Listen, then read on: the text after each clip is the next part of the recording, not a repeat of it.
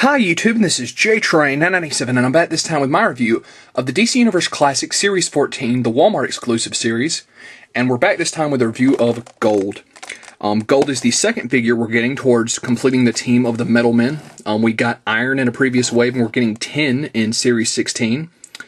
Unlike Iron, which I thought would be a running trend with all the Metal Men, there are no, at least there's no label that says there are die-cast parts on Gold, as you can see here in packaging.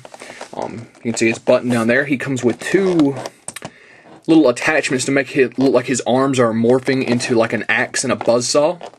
And he comes with the leg of the Ultra Humanite. It's a very nice look there in packaging. On the back here you've got his picture and the other characters in the wave, which were Kamandi, Todd Rice, or Obsidian, Tyr himself, Hourman, Zatanna, and Green Lantern, and of course Ultra Humanite when he's done. His reader says, Gold is a member of the Metal Men, amazing automatons invented by the brilliant robotist Professor Will Magnus. Each Metal Man is equipped with Magnus' most famous invention, the Responsometer, which gives each metal a highly individualized personality and allows them to change shape according to the properties of the metal they represent. Gold serves as a field leader of the team, supervising the individual efforts when they're in the field or overseeing their combination into larger constructs. Stats: first appearance showcase number 37, 1962, real name Gold, occupation hero, base of operations Metropolis, special abilities highly intelligent shapeshifter, skilled at becoming wire thin, excellent conductor of heat and electricity. So, while I never read the Metal Men that much myself, I can appreciate that they're all pretty cool and they're working towards giving us the team and the figure line. That being said, let's pull him out of the packaging.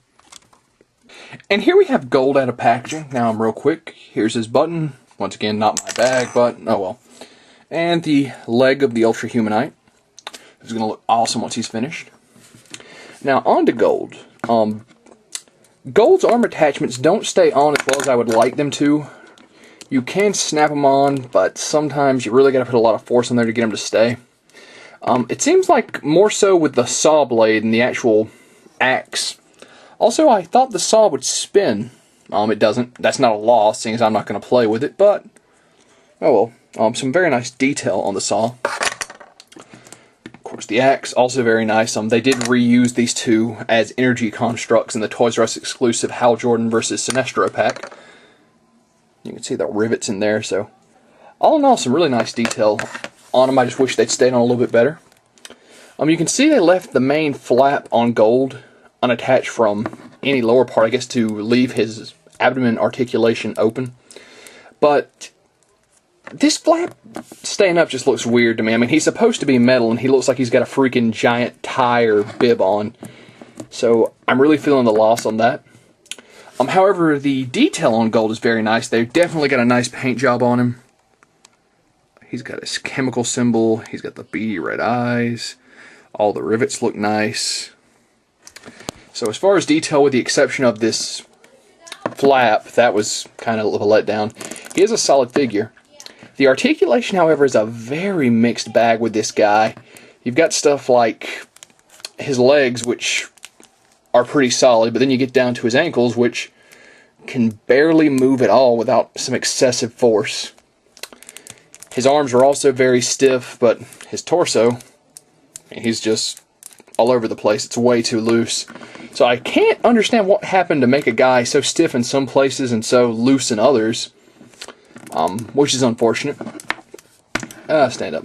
But at the end of the day, the only time I think articulation is a real failing is if something is completely frozen or is hindering the figure from standing. And this guy has neither of those flaws. It's just a little too stiff in some places, which I'm sure with working around over time it will loosen up. So on that being said, Gold is a solid figure, another decent addition to the Metal Men. I do wish that they'd worked the arm attachments out a little bit better, because there are some minor issues. And I'd also like to have seen them permanently attach this. I would have been willing to give up the abdomen movement for that. Oh, of course, he has the standard articulation of a DC Universe, if I didn't mention.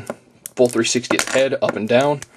Arms go out. Do a full 360, although stiff. Spin at the bicep, bend at the elbow.